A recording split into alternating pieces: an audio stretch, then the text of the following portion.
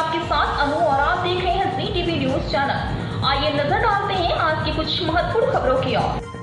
विश्व किडनी दिवस के अवसर पर मूलजी भाई पटेल यूरोलॉजिकल हॉस्पिटल नादियाल ने किडनी रोगों और डायलिसिस उपचार पर एक सेमिनार का आयोजन किया।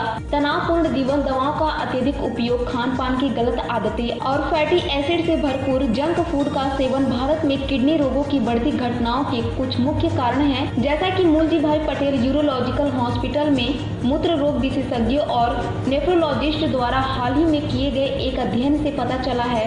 MPUH नाडियाद MPUH भारत का प्रमुख संस्थान है जो विशेष रूप से यूरोलॉजी और नेफ्रोलॉजी पर ध्यान केंद्रित करता है। गुजरात के नाडियाद में स्थित यह गैर लाभकारी शैक्षणिक चिकित्सा केंद्र अत्याधुनिक नैदानिक देखभाल, शिक्षा और अनुसंधान पर केंद्रित है।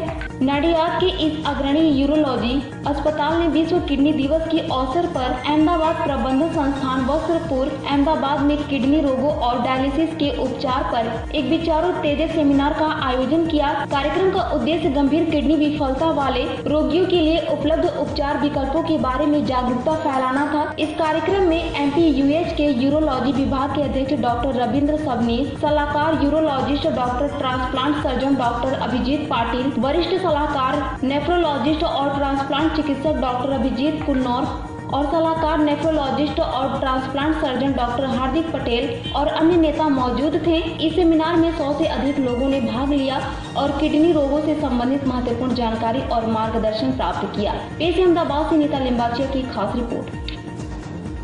150 થી 160 ટ્રાન્સપ્લાન્ટ કરી રહ્યા છે। લગભગ 1700 થી 1800 ડાયાલિસિસ દર મહિનામાં કરતા હોય છે અને ટ્રાન્સપ્લાન્ટની સુવિધા, ટ્રાન્સપ્લાન્ટ માટે જે પણ જરૂરિયાત છે એ બધું આપણે નડિયાદ કિડની હોસ્પિટલમાં જાતે ઊભું કરી રહ્યું છે। એટલે આપણે અત્યારે જે કિડની લેવામાં આવે છે ડોનર પાસેથી એ લેપ્રોસ્કોપીથી સર્જરી કરતા હોય છે। પહેલા ચીરો મૂકીને કિડની કાઢતા હતા, હવે કમ્પ્લીટ બંધ થઈ ગઈ। છેલ્લા લગભગ 4000 ટ્રાન્સપ્લાન્ટ જે આપણે કર્યા છે એ બધા લેપ્રોસ્કોપી દ્વારા કર્યા છે। એટલે દર્દીને જે પેશન્ટ ડોનેટ કરે છે એને એક નાનું ઇન્સિઝન આવે છે અને દૂરબીનમાંથી બધું કિડની કાઢીને નાના ચીરામાંથી નીચે ચીરો મૂકીને કિડની કાઢતા હોય છે।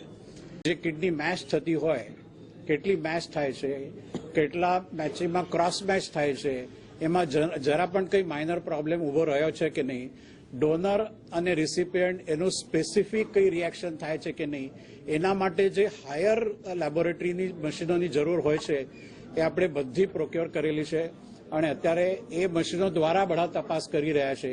એટલે એમ તમે જોવા જાઓ તો આપણું સક્સેસ રેટ જે પહેલા 10 વર્ષ 20 વર્ષ પહેલા હતું એના કરતાં બહુ સરસ થઈ ગયું છે। અત્યારે તમે જોવા જાઓ તો 5 વર્ષનું આપણે ગ્રાફ્ટ સક્સેસ રેટ જે કહેવાય એ લગભગ 70 થી 80% જેવું વધી ગયું છે। અને હવે અત્યારે મેડિસિન પણ આટલા બધા સારા આવી ગયા છે કે જે પહેલા મેડિસિન આપ્યા પછી ઘણા બધા સાઇડ ઇફેક્ટ હોતા હતા, ઇન્ફેક્શન વારે ઘડી થતું હતું, મેડિસિનની કારણે પણ કિડની ઉપર અસર થતો હતો।